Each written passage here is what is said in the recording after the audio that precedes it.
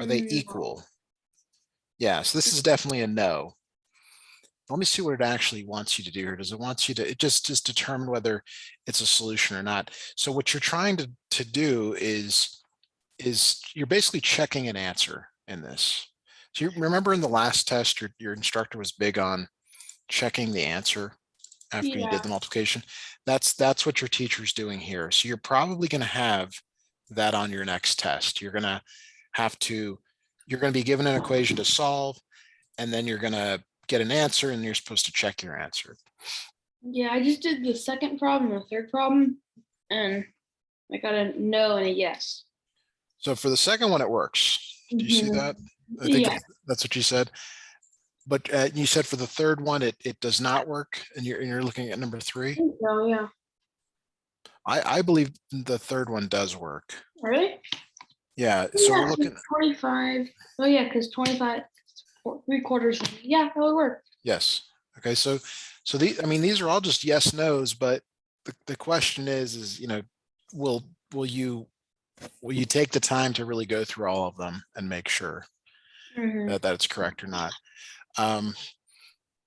So I think you ought to do a couple here for me. Maybe do either the ones down the left or the ones on the right column. Do the ones on the left column. Okay, so I'm gonna snip those in. I'd like you to work out a couple and let me know as you come up with your answer, please.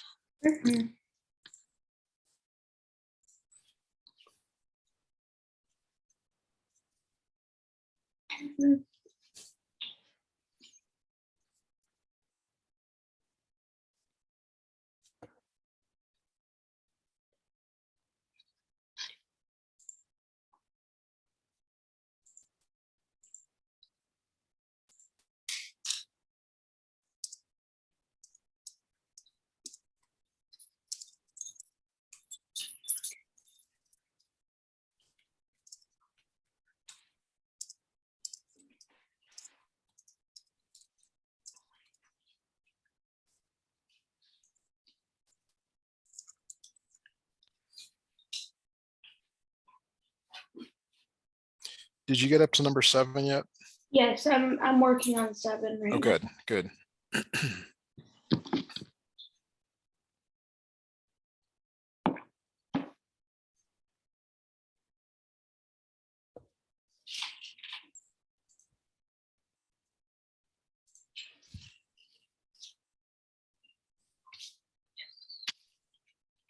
got a yes for that.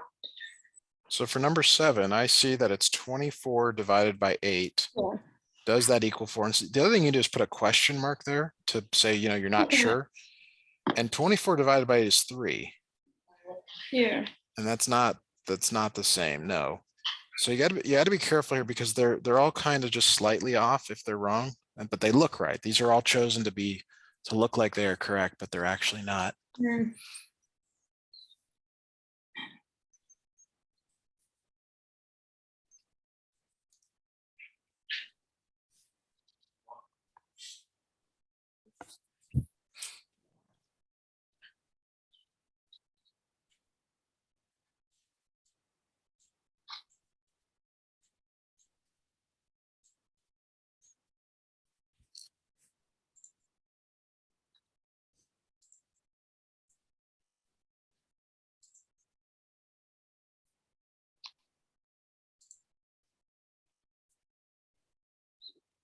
Have you done number 9? Still working on it. Okay. This one. 73, 4.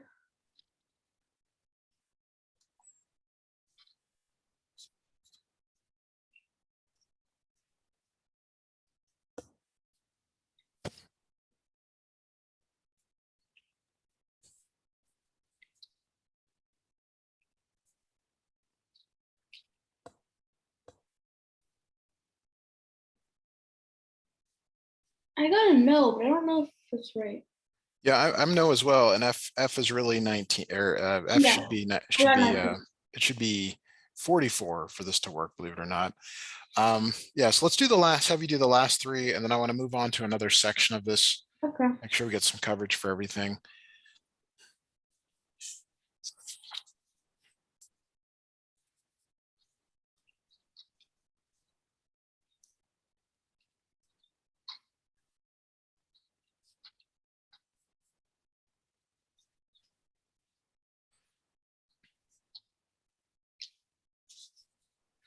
That one's yes. 11's a yes. I agree. 24 times. So 14 times P. Okay.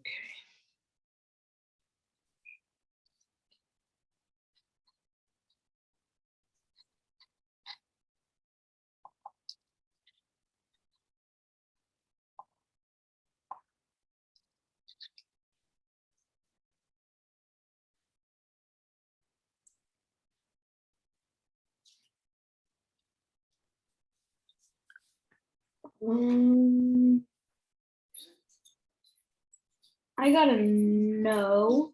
Okay, I agree. 14 times 5 is actually 80. Yeah. Okay, and that last one there, 7.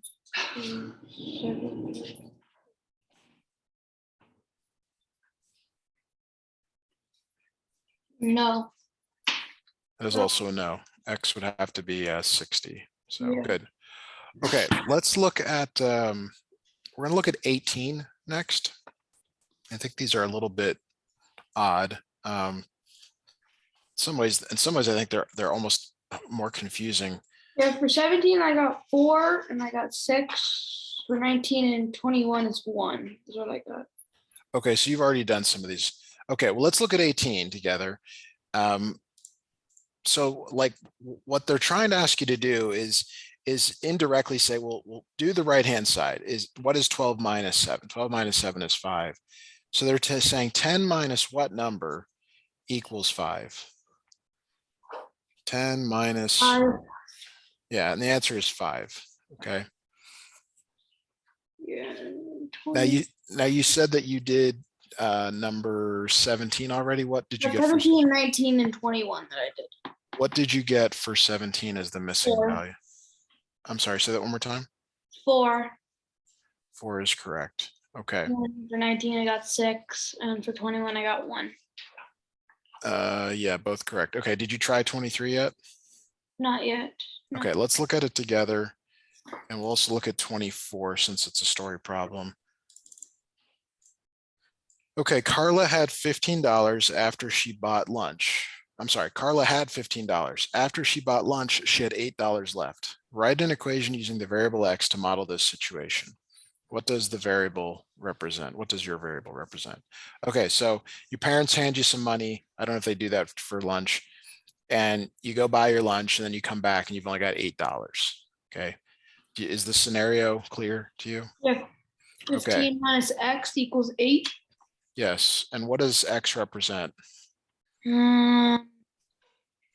What did you do with the money? Took it away. Yeah, but what did you like they took it, but what did you do with it? What is your action? Gave it to them. Okay. And what did you give it? What were you doing? What were you exchanging it for? Lunch. Yes. X is the cost of lunch.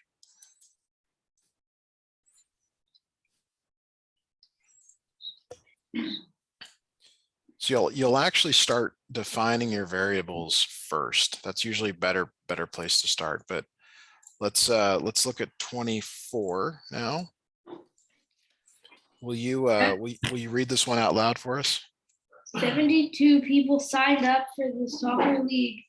After the players were evenly divided into teams, there were 6 teams in the league. Write an equation to model the situation using the variable X. Great. So anything stand out to you in terms of like writing the equation? Can you tell me what it is? There's a key word in there. 72. There's 72. Divided. What are you dividing by? 6. Okay. Now, but it tells you, it says after you divided. So after implies that there was an equal sign. After you divided, there were 6. Yeah. So where does the variable go instead? X should go there.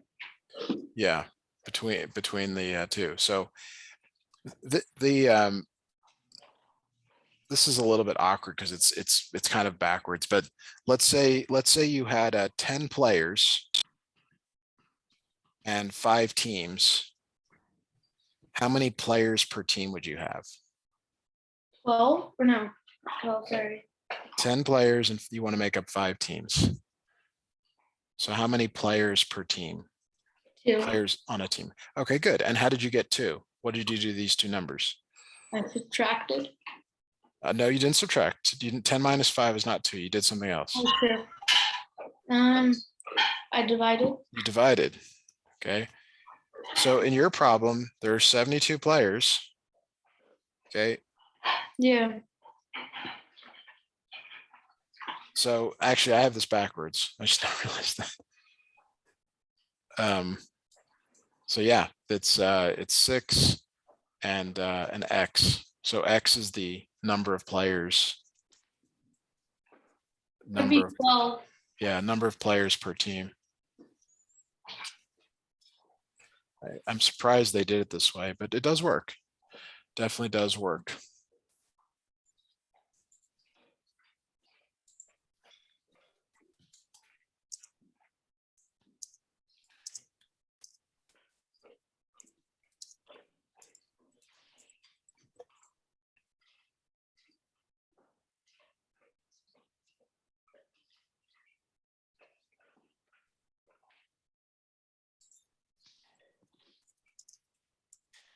Okay, is this okay? Is this clear?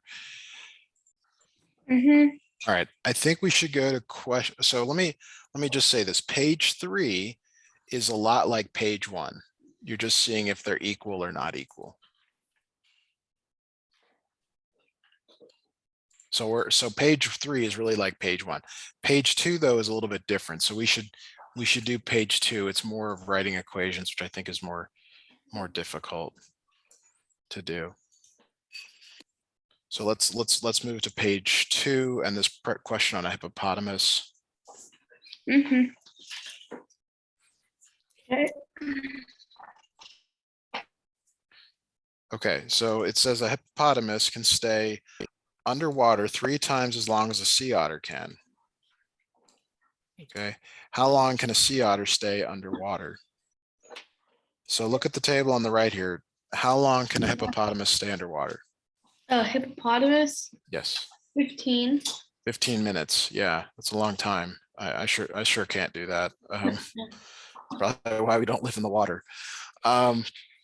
Is the sea otter going to spend more or less time underwater than the hippopotamus? Less. Less. So when it's less, there's 2 options. It's either subtraction or division. Which one do you think is correct here to use? Subtraction? No, division. It's division because it says times. So Yeah. times goes with division. Yeah. Okay.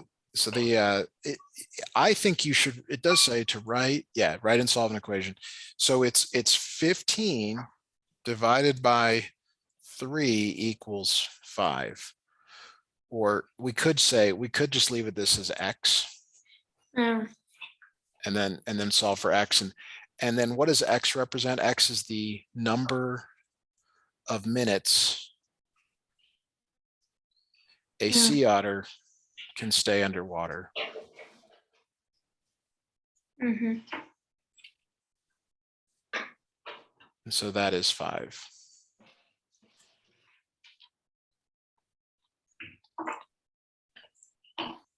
Alright.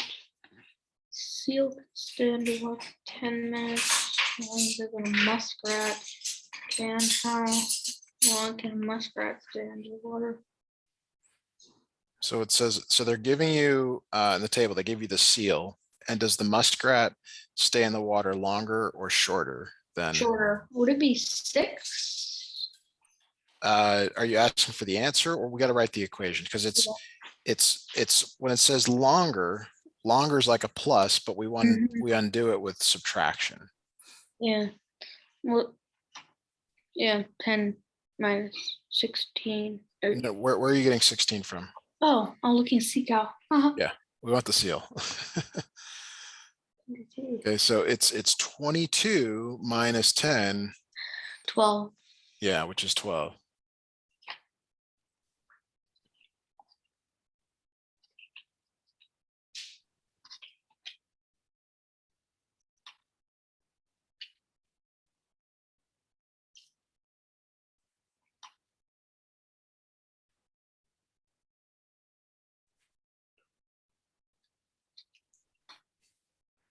Okay. And if you go, if when you go and have this graded, there's probably another interpretation of how this could be written. So you may want to ask your instructor, do you see your math teacher tomorrow? No. No? Okay. Well, actually, yes, I do. Okay, I would like you to ask about each of these because it could be that the variable is actually in a different spot here, and I don't want you to lose credit on this. It's a little bit vague, but let's do number 3. Mhm. Okay, so a sperm whale could stay underwater 7 times longer than a sea cow. We will use that sea cow number this time. Mm, So is the whale going to stay underwater more or less than 16 minutes? More. More. How many times more? 7. And this is a time when we actually will use the multiplication operator.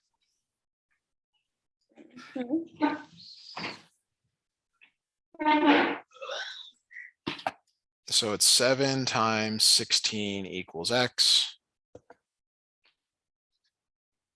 And if you can work that out off to the side for us, please, that would be good.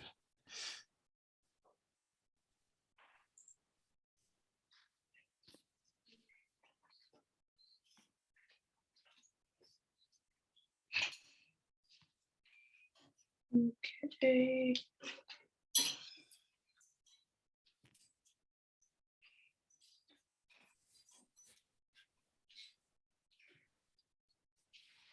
$112. Yes, 112 minutes. I put that in the wrong spot.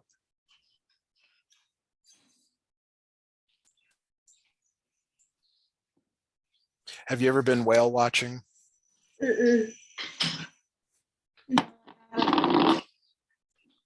All right, so let's look at number 4. Number 4 is kind of a different question. It does refer to the table, but let's take a look at it.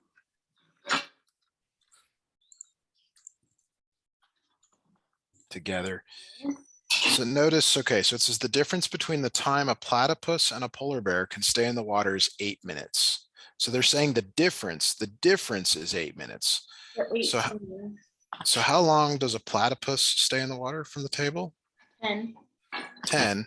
And we don't know the polar bear, but we know that their difference is 8. They're telling you that 8 is the answer. So it's kind of like that page 1, second section. It's a question mark, like 10 minus what number gets you to 8. And the options are over here on the left. 2 minutes. 2 minutes. Now, what do you know about polar bears?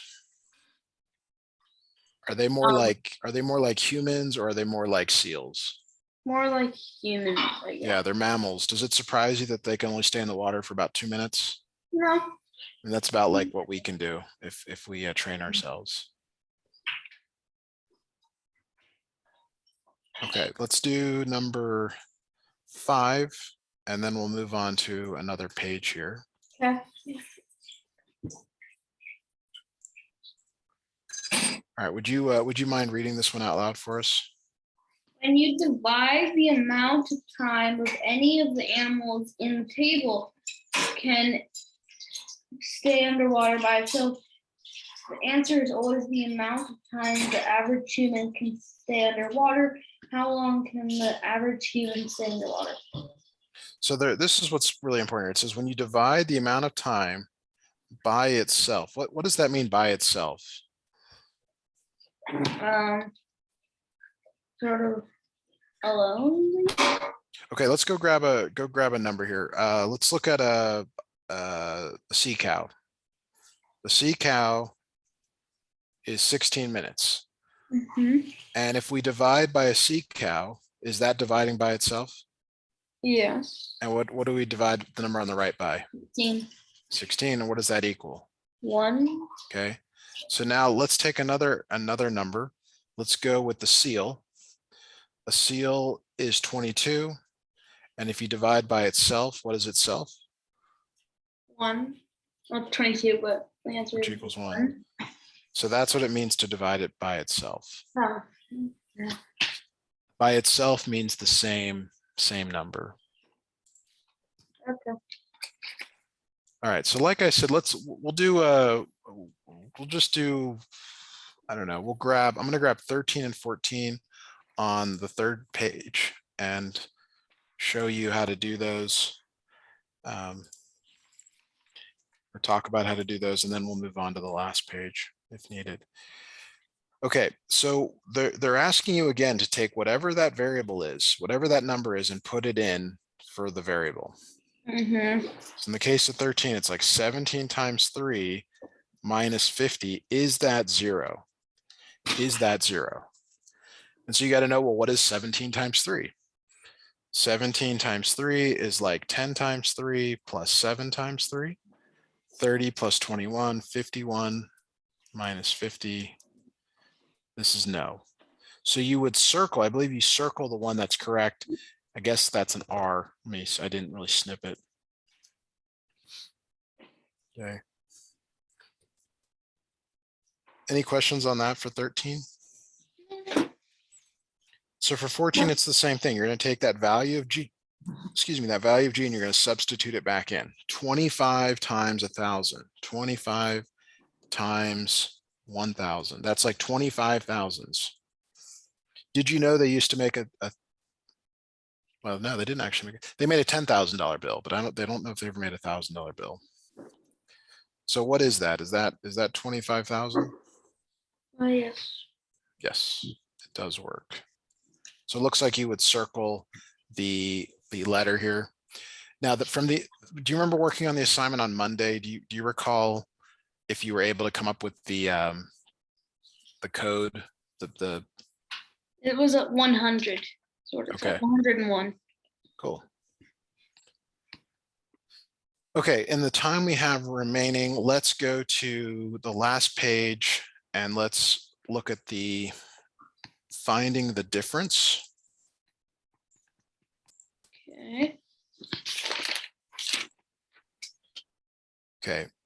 Now the instructor has to be very careful how they write this, but it's generally the larger subtract the smaller, generally.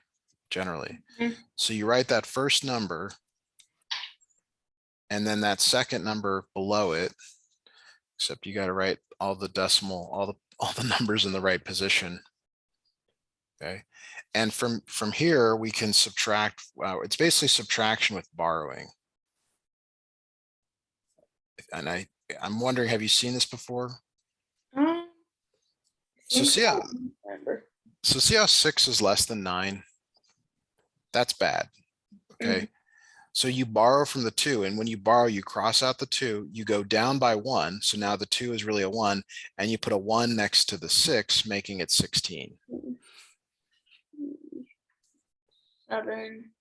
7. And then you can always subtract when the number on top is larger than the number on the bottom. So now it's 1 minus 0, 7 minus 6, 1, 8 minus 5, 3, and 9 minus 2. And then it's good to put a comma every 3 positions, just because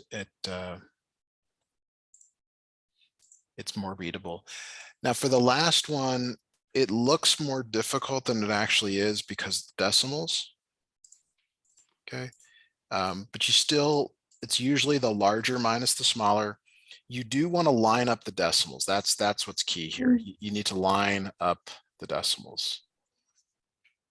Okay.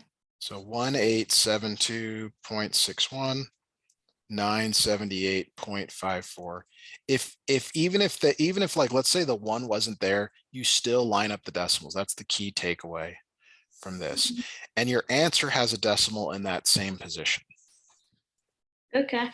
But just like in the previous problem, if the number on top is smaller than the number on the bottom, you have to borrow. and you always go down by 1. So you subtract that 6 by 1, you put a 1 there. 11 minus 4 is 7.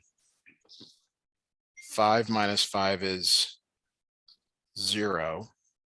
And now you have that same problem where you have to borrow. Mhm. Okay, so we're going to borrow from the 7. That's 6, make it a 12. 12 minus 8 is, oh, screen 4. Oh, there's my screen back. 6 is smaller than 7, so you borrow from the 8. That makes 7, 16. 16 minus 7 is 9. 7 is less than 9, so you borrow from the 1. 17 minus 9 is 8. It would definitely be good for you to try, a problem like that one again on your own, if you've got the time. Okay. All right, so that does take us to the end of our lesson for today, August. Really take your time on page 1 and page 3. It's easy to sort of like interpret it as being right or wrong. Just work it out as best you can, and that's it. So, do you have fall break next week, or are you still in school? No, I don't. I'm still in school. Well, Okay. actually, no. What? You Well, don't I have have- intern. Yeah, Matthew, August does have a different schedule next week. He doesn't have fall break, but they will be, go camping on Wednesday, right, August, or is it Thursday? On Wednesday, Wednesday to Thursday. Wednesday to Thursday. Okay. Okay. Do you Gosh. want to do a lesson on Monday and then resume normal schedule the following week? Yeah, that sounds great. Okay, let's That do should it. work out perfectly. Thank you. All right. Have a great rest of your week, guys. Thank you. You You're welcome. too. Okay, bye. Bye.